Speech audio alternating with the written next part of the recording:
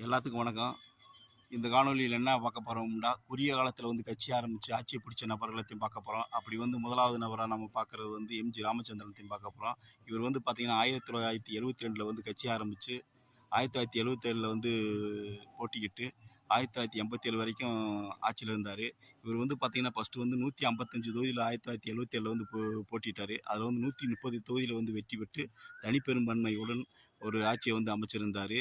இவரோட காலகட்டம் வந்து 10 ஆண்டுகள் வந்து சிறப்பாக ஆட்சி செஞ்சுருந்தார். அதுக்கடுத்து பார்த்தீங்கன்னா, என்டி ராமராவ் பார்த்தீங்கன்னா, ஆந்திராவில் வந்து மொத்தம் வந்து 289 தொகுதியில் வந்து போட்டிக்கிட்டு 201 இடங்களில் வந்து வெற்றி பெற்று, குறுகிய காலத்தில் வந்து அதாவது 2 வருடங்களில் வந்து கட்சி ஆரம்பித்து, ஒரு வந்து குறுகிய காலத்தில் வந்து முதலமைச்சர் ஆகினார். அதுக்கடுத்து பார்த்தீங்கன்னா, அரவிந்த் கெஜ்ரிவால் புதுடெல்லியில் வந்து முதலமைச்சராக இருந்த அரவிந்த் கெஜ்ரிவால்னு பார்த்தீங்கன்னா, வந்து 70 தொகுதியில் வந்து 28 தொகுதியில் வந்து வெற்றி பெற்று காங்கிரஸ் துணையுடன் வந்து ஆட்சியை வந்து பிடிச்சிருந்தாரு.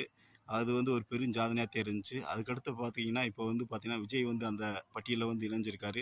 இவர் வந்து பார்த்தீங்கன்னா, கட்சி ஆரம்பிச்சு 2 வருடங்கள்ல வந்து பார்த்தீங்கன்னா, இந்த வெற்றிய வந்து அடைஞ்சிருக்காரு. இந்த வெற்றி வந்து பார்த்தீங்கன்னா, 233 தொகுதியில வந்து போட்டியிட்டு 108 இடங்கள்ல வந்து வெற்றி பெற்றிருக்காரு. இது ஒரு மிகப்பெரிய சாதனையே. அதே வந்து பார்த்தீங்கன்னா, 2 வருடம், 1 வருடம் என்ற அந்த குறுகிய காலத்தில் வந்து கட்சி ஆரம்பித்து இந்த வெற்றி வந்து மிகப்பெரிய வெற்றி. இது வந்து உலக லெவலில் வந்து பேசக்கூடிய வெற்றியாக அமைஞ்சுள்ளது.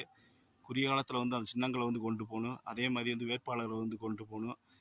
அப்படி வந்து குறுகிய காலத்தில் வந்து இந்த வேட்பாளர்களின் சின்னங்களை மக்களிடத்தை பதிய வச்சு வெற்றியை பெற்றிருக்காருன்னா அது ஒரு பெரிய விஷயம்.